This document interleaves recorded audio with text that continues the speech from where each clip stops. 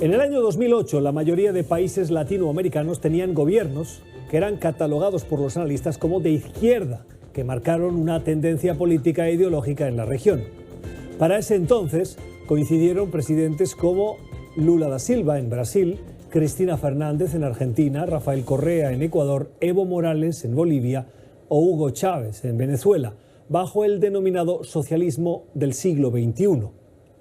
La popularidad de los gobiernos de izquierda en la región latinoamericana fue cambiando hacia el año 2015, cuando las cabezas más visibles del socialismo, de ese socialismo del siglo XXI, se vieron implicados en casos de corrupción, lo que generó una fuerte desconfianza y descontento en la población, que llevó a opciones más conservadoras al gobierno, como las de Mauricio Macri en Argentina, Jair Bolsonaro en Brasil, y que tomaron fuerza y consolidó nuevos bloques políticos. Hoy el regreso al poder del partido del expresidente Evo Morales en Bolivia, algunos dicen que redibuja el mapa de esos equilibrios políticos y pone a Latinoamérica en una nueva balanza de fuerzas, en un retorno del socialismo del siglo XXI. ¿Es exagerado decirlo? Saludamos a Carlos Sánchez Berzaín, es abogado, politólogo, experto y catedrático en ciencia política y sociología y director del Inter-American Institute for Democracy. Señor Sánchez Berzaín, gracias por estar con nosotros, bienvenido. Mucho gusto, gracias. Estamos frente a una nueva ola de retorno de la izquierda en América Latina. Bueno, yo quisiera completar la brillante introducción que usted está haciendo, diciendo que el siglo XXI está marcado por el socialismo del siglo XXI, precisamente a partir de que en 1999, cuando Cuba era la única dictadura en su periodo especial y en agonía, llega al poder en Venezuela Hugo Chávez y rescata la dictadura cubana. Entonces el siglo XXI está marcado y empieza con una corriente populista basada en la alianza entre Chávez y Castro, donde Castro pone la metodología, la experiencia política, vamos a decir, y Chávez pone mucho dinero. Y avanza ese proceso para llegar al 2008 que usted describía, donde el socialismo del siglo XXI prácticamente dominaba las Américas y todavía sigue en ascenso, porque además controlaba la Organización de Estados Americanos con el secretario Insulza, y todo el Caribe con el Petrocaribe, que era un mecanismo de auxilio petrolero a los países cuyos votos eran controlados para generar mayor representación en la OEA, en las Naciones Unidas y en otros lugares. El quiebre se produce en 2015-2016 por las razones que usted ha expuesto, pero además de la corrupción, porque se caen las economías, empiezan a tener problemas internos y empiezan a ser señalados por temas vinculados no a la política, sino a la delincuencia organizada. Me habla usted de corrupción. ¿La corrupción es sinónimo de izquierda? ¿No hay corrupción en la derecha? ¿No la hemos visto ya en la región latinoamericana? ¿Por qué la destaca usted cuando habla de la izquierda y no de la derecha? Mire, la corrupción es sinónimo de derecha y de izquierda, pero la corrupción del siglo XXI en los países de Latinoamérica es sinónimo de castrochavismo y de socialismo del siglo XXI, porque va más allá de la corrupción, digamos, conocida en el ámbito de la política. Se destaca y se destapa con el famoso caso de Brecht, que es un caso de corrupción transnacional digitada por los mandatarios de Venezuela con los dineros de Brasil y distribuida en toda la región en función de esa organización transnacional que es el Foro de Sao Paulo. El dinero que se reparte en el Lavallato es dinero de fondos federales del Brasil para que empresas brasileras, 15 o 16 empresas, claro, yo entiendo distribuyan ese dinero en base a un acuerdo político entre Chávez, Castro y Lula. Entiendo. Lo que pasa es que también hemos visto casos de corrupción en Honduras o en Colombia o eran gobiernos de derecha y por eso le hacía la pregunta de que me destaca la corrupción cuando hablamos de gobiernos de izquierda con esa, según su explicación, vinculación. Para su tranquilidad, en el siglo XXI, la derecha y la izquierda es muy difusa. En América Latina yo prefiero el eje de confrontación, democracia o dictaduras. De acuerdo. Precisamente este grupo, el socialismo del siglo XXI, es el que sostiene las dictaduras y alienta la ruptura democrática. como el caso de Bolivia con 14 años de Evo Morales, que llegó para gobernar 5, como el caso del Ecuador con Correa, 10 años llegó para gobernar 4, como el caso de Venezuela, donde nunca sueltan el poder, o de Nicaragua, que regresó en 2007 y sigue en el gobierno.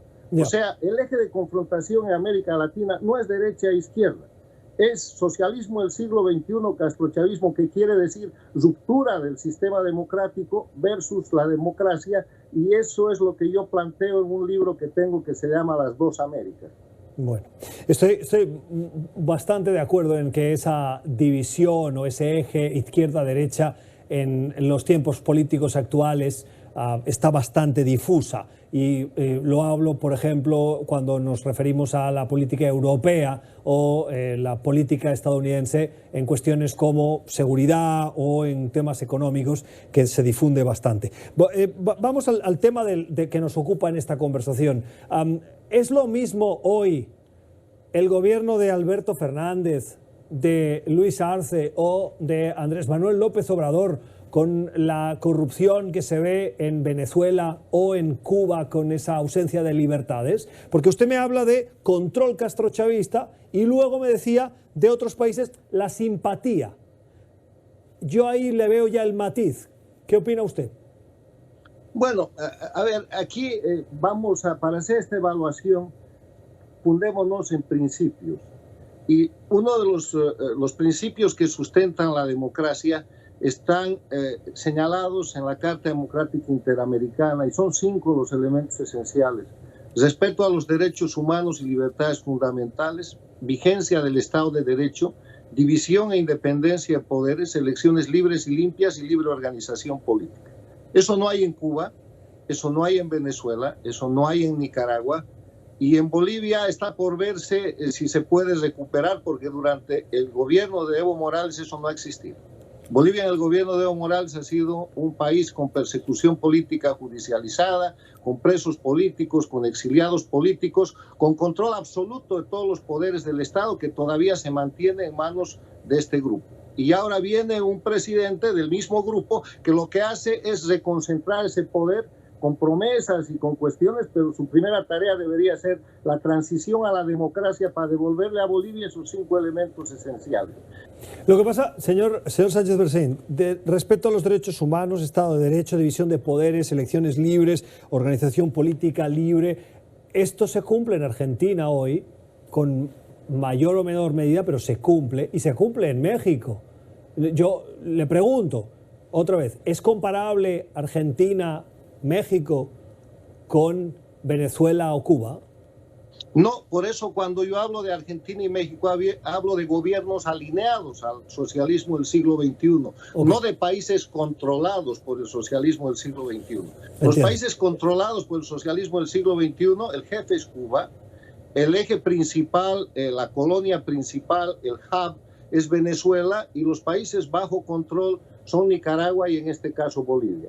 En el tema de la Argentina y de México, son democracias que tienen gobiernos que simpatizan y que han orientado sus políticas exteriores y muchas políticas de orden interno a sostener los regímenes no democráticos de la región.